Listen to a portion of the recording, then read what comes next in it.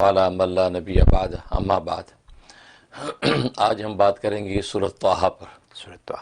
سورۃ طٰہٰ یہ مکی سورت ہے اور تدوینی اعتبار سے اس کا 20واں نمبر ہے جی۔ اس سے پہلے جو صورتیں تھیں اس میں سورۃ ابراہیم میں ایک موحد اعظم کا ذکر تھا جی، جنہوں نے توحید کا پیغام دیا اور توحید کے پیغام کو رد کرنے والے بھی پیدا ہوئے، قبول کرنے والے بھی ہوئے۔ رد کرنے والوں نے شبہات پیش کیے اور اللہ تبارک و تعالی نے پھر سورۃ ہجر میں اور پھر اگلی صورتوں میں ان کے جوابات دیے جی۔ اس کے بعد جو ہے سورۃ بنی اسرائیل میں محبوب اعظم کا ذکر آیا، بالکل سرکار دو عالم صلی اللہ علیہ وسلم کی محبت اور محبوبیت کا ذکر ہوا اور اسراء و معراج کا واقعہ پیش آیا، وہ ذکر کیا۔ اس کے بعد سورۃ کہف آئی، اس میں جو ہے وہ کتاب اعظم کا ذکر آیا جی جی، کہ قرآن کریم بھی کتاب اعظم اور اسی سے اس کی ابتدا کی اور سرکار دو عالم صلی اللہ علیہ وسلم کا تذکرہ ہوا۔ تو کتاب اعظم کے بعد جو ہے پھر سورۃ مریم کا ذکر آیا، تو اس میں فضل اعظم کا ذکر ہوا، اللہ کا فضل اعظم کہ بغیر باپ کے بیٹا پیدا کر دیا، عیسیٰ علیہ السلام کی پیدائش ہوئی، اور اس میں پھر وہ رحمتیں جو مختلف انبیاء پر ہوئیں ان کا تذکرہ اس سورۃ مریم کے اندر آیا۔ سو مریم کے بعد اب سورۃ طٰہٰ، سورۃ طٰہٰ میں کلیم اعظم کا ذکر ہے، کلیم اعظم جو کلیم اللہ حضرت موسیٰ علیہ السلام جی جی جی ان کا تذکرہ ہے کہ فرعون کے ساتھ مڑ پھیڑ ان کی کس طرح ہوئی، تو یہ ان کو اللہ نے اپنا کلیم بنایا، تو کلیم اللہ کا ان کو خطاب دیا گیا، تو یہ کلیم اعظم کا اس میں ذکر ہے۔ اور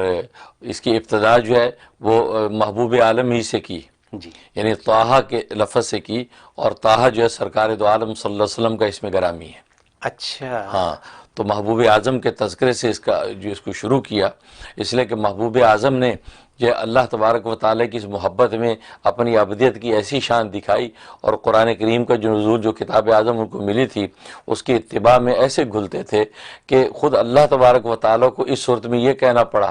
کہ طٰہٰ ما انزلنا علیک القرآن لتشقیٰ، اے طٰہٰ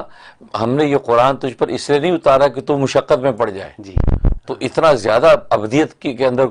ڈوبتا چلا جاتا ہے اور ایسی مشقت ہو جاتا ہے۔ یہ صرف جو ہے تذکرۃ لمن یخشیٰ، یہ تو صرف یہ ایک نصیحت ہے ڈرنے والوں کے لیے جی، آپ ان کو نصیحت کیجئے، لیکن آپ اتنا نہ گھلیے کہ یہ جنت میں جانے والے بن جائیں، جہنم کی آگ سے بچ جائیں، کیونکہ سرکار دو عالم صلی اللہ علیہ وسلم راتوں کھڑے پاؤں پہ ورم آ جاتے تھے، اور یہ قرآن کی یعنی اس کتاب اعظم کی تلاوت یہ محبوب اعظم کر رہا ہے، جس محبت سے کرتا ہوگا اس کی کیا شان ہوگی کہ ملائکہ آسمان سے تڑپ کے نیچے آئیں، یہ حالت تھی۔ تو اللہ تبارک و تعالیٰ کو خود کہنا پڑا کہ آپ اتنا نہ عبادت کیجئے، بس اپنا بھی خیال رکھیے، اتنا پریشان نہ ہو۔ دیکھیے، تو یہ محبوب اعظم سے اس کی ابتدا ہوئی۔ پھر آگے کلیم اعظم کا واقعہ بیان کیا کہ فرعون کے ساتھ کیسی مڑ بھیڑ ہوئی، اور وہ بھی جو فضل اعظم سورۃ مریم میں ذکر تھا اس کا ایک پیش خیمہ تھا،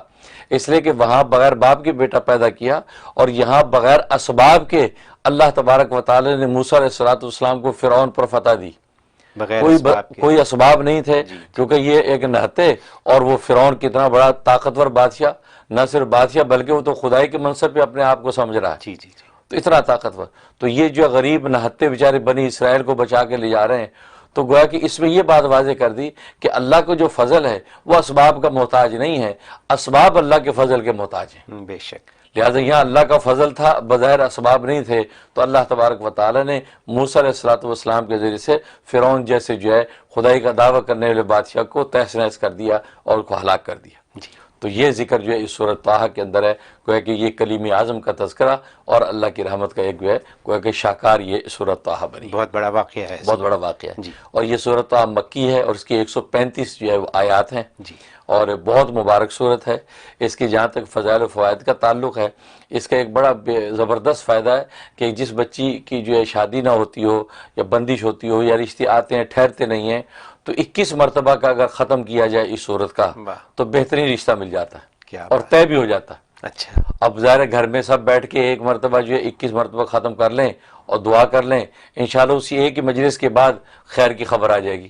دیکھیے، اور یا یہ کہ اگر روز پڑھنی ہے تو روزانہ ایک دفعہ روزانہ پڑھتے رہیں تو 21 دن کے اندر یہ پوری کر لیں جی۔ تو بہتر تو یہ ہے کہ میں کہا کرتا ہوں کہ شب جمعہ میں ایک ختم کر لیا کریں جی، شب جمعہ میں جن بچوں کا مسئلہ ہے شب جمعہ میں 21 دفعہ کے ختم کر لیا یعنی جو جمعرات اور جمعے کی درمیانی رات کو جی تو وہ کر لیں گے، یا ویسے جمعے کے دن کر لیں اگر دن میں خواتین جمع ہو کے کرنا چاہتی ہیں تو میں کہا 7 ختم یہ کریں گی جتنے دنوں میں تو شاندار رشتے آ جائیں گے، یعنی 7 دنوں میں 7 دفعہ، ہر دن 21 بار جی بالکل جی یہ اس کا بہت بڑا نفع ہے۔ اور دوسرا سورۃ طٰہٰ میں یہ کہ جو آدمی اللہ کی سے غافل ہے اور قرآن پر عمل سے غافل ہے، آج کل بے دینی پیدا ہو جاتی بچوں میں بھی بڑوں میں بھی، غفلت دین سے، تو ان کے لیے اس میں بڑی تاثیر ہے کہ یہ اگر تلاوت کر کے پانی دم کر کے یا کھانا دم کر کے اگر پلایا جائے جی تو اس کے قلب کو اللہ تبارک و تعالیٰ اپنی محبت میں سرشار کر دیتے ہیں، جی اور دل جو ہے وہ دنیا کی آلائش سے پاک ہو کر عبادت کا ذوق پیدا ہونے لگتا ہے، جی یہ اس کا بہت بڑا نفع ہے۔ اور تیسرا یہ کہ اگر دشمن ستاتے ہیں پریشان کرتے ہیں، جیسے اس میں فرعون کا واقعہ موجود ہے، تو اس کے لیے کہ روزانہ جو اس کو تلاوت کرے، مختلف اوقات میں بھلے کر لے لیکن روز سورۃ طٰہٰ پوری کر دیا کرے تو کوئی دشمن ان کا کچھ نہیں بگاڑ سکتا، ایک دفعہ صورت مکمل کریں دن میں مکمل کر لیں بالکل۔ تو یہ اس کے فوائد ہیں۔ جی اور جہاں تک اس کی جو ہے خواب میں تعبیر کا تعلق ہے تو لکھا کہ اگر خواب میں یہ تلاوت کی یا سنی جی تو امام نافع ابن کثیر رحمۃ اللہ علیہ فرماتے ہیں کہ اس کا مطلب یہ ہے کہ اللہ تبارک و تعالیٰ اس کا مقابلہ جادوگروں کے ساتھ کسی موقع پہ کروائے گا اور پھر اللہ اس کو فتح دیں گے، اچھا مطلب جادوگر جو ہے یہ اس کے پیچھے لگیں گے اور یہ جادوگروں کا دشمن ہوگا اور پھر اللہ تبارک و تعالیٰ اس کو جادوگروں پر فتح دیں گے اور ان کے جادو توڑ دیں گے۔ تو بہت زبردست تعبیر ہے اس خواب کی زبردست تعبیر ہے، جی کیونکہ یہ اس کے اندر جو ہے وہ 79 اور 80 جو اس کی آیتیں ہیں، جی 69 اور 70 وہ آیتیں تو ہیں جادو توڑنے کے لیے، اچھا کیونکہ موسیٰ علیہ الصلوۃ والسلام کا جو مقابلہ جادوگروں سے ہوا جی کہ فرعون نے جب وہ مقابلہ کیا تو جادوگر ہی سامنے آیا، تو اس وجہ سے اس میں یہ بڑی تاثیر ہے کہ جادو کو توڑتی ہے۔ اور دوسرا یہ لکھا ہے کہ خواب میں اگر دیکھا تو اس کا مطلب ہے کہ اللہ تبارک و تعالیٰ اس کو عبادت کا ذوق عطا فرمائیں گے، اپنا ایک خاص تعلق اور خاص طور پہ تہجد پڑھنے کی توفیق ہو جائے گی اس کو، جی۔ یہ اس کے اندر بشارت ہے۔ اب جو صورت رسول پاک کے نام سے شروع ہو بالکل اس کی تو یہی خوبیاں ہونی چاہیے۔ بالکل یہ خوبیاں ہونی چاہیے۔ کیا؟ اور تیسرا یہ ہے کہ اس کا مطلب یہ ہے کہ اگر اس نے خواب میں دیکھا تو مطلب یہ کہ اس کو قرآن کریم کے ساتھ ایک خاص ایک لگن اور محبت پیدا ہو جائے گی اور قرآن کی تلاوت اور اس پر عمل کی اس کو توفیق ہوگی۔ سبحان اللہ۔ یہ اس کے جو وہ ہے خواب میں تعبیر تو بہت مبارک صورت ہے۔ اب مفتی صاحب بات یہ ہے کہ یہ جو قرآنی صورتیں جو آپ یہاں بیان کرتے ہیں ان میں سے ہر صورت میں ہمارے ان روزانہ کے مسائل کا حل نکلتا ہے، جیسے یہاں لوگ کال کر کے پوچھتے ہیں، فار ایگزامپل بچیوں کی شادی کے سلسلے میں، تو ابھی آپ نے فرمایا کہ اگر 21 دفعہ اس کو پڑھ لیں ایک ہی دن میں یا 21 دن میں یا 10 دنوں میں 21 دفعہ پڑھ لیں جیسے بھی تو پڑھ لیں، اور آپ نے یہ بھی فرمایا ساتھ کہ زیادہ سے زیادہ اگر اس کو یہی جو ہے 7 دفعہ دہرا دیا جائے یہی عمل، یعنی 21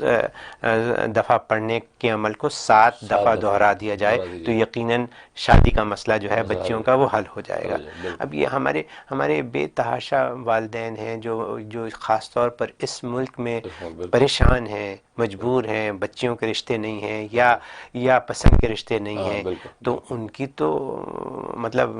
میں تو کہہ سکتا ہوں جے ہو جائے اگر یہ چاندی ہو جائے گی، بالکل چاندی ہو جائے گی، بالکل بہت زبردست ہے، تو یہ تو بڑی بہت انتہائی قیمتی نسخہ ہے۔ الحمدللہ۔